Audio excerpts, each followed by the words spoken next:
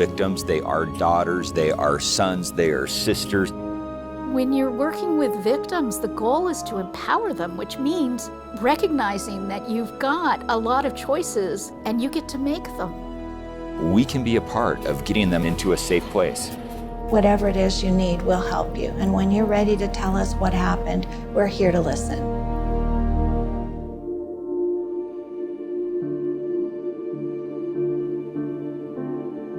The Shade Tree serves people from all different sorts of circumstances. We help victims that decided today is the day to break free. We have kids that come here from backgrounds with domestic violence. Either the mom has been abused, and in some cases the child has been abused, and they're fleeing from their abuser.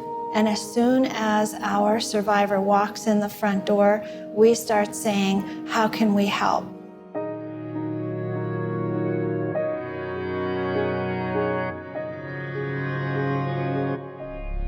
Truckers Against Trafficking are the eyes and ears of the nation's highways, and we work in and through the trucking industry to combat the sex trafficking that's taking place along our nation's roadways. Seeing these young girls working the lots over the years that I've been driving, I've always wondered how to help them, and now we could do something about it.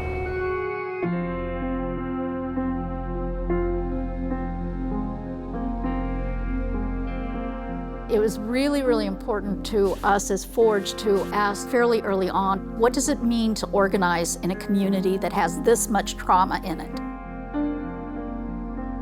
The things that make us not whole can be victimization, it can be prejudice. I mean, there are lots of things.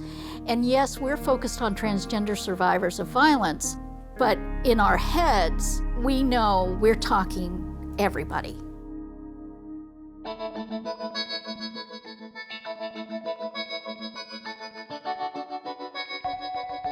Our primary goal was to remove any barriers that would keep a woman and her children from coming in. But when they came in and they left a pet behind, they wouldn't stay. They would go back because they knew that their animal was going to be abused or was starved, and that's their best friend. It's just amazing for the families to be able to come and bring their dogs with them, or their cats, or whatever animal they might have, because their animals are a part of their family.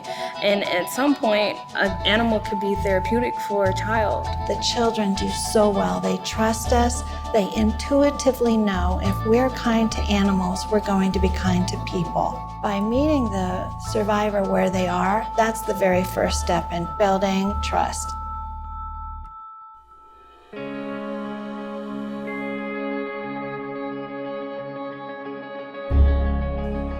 In my lifetime, I never thought I'd have an opportunity to help somebody, and I actually have that opportunity now to be able to do that.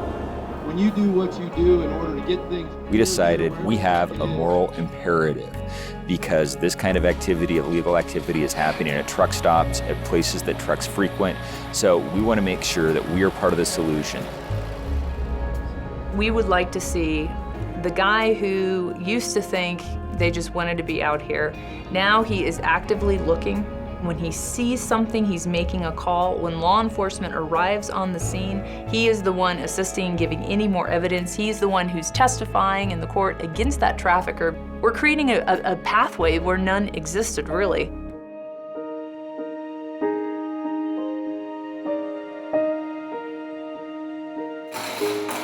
The overlap of trauma and transness is so heavy. We are examples of survivors that went on to do advocacy work. So we've moved out into the polyvictimization area. We know there's a very good chance that they're also survivors of child abuse, domestic violence, maybe hate crimes. So a big part of our job when we train service providers is to explain how transgender people are different and how some of our needs are different. But we work really hard to put it in a context of humanity. The end goal is to empower everyone to be who they are and to know there's hope for healing.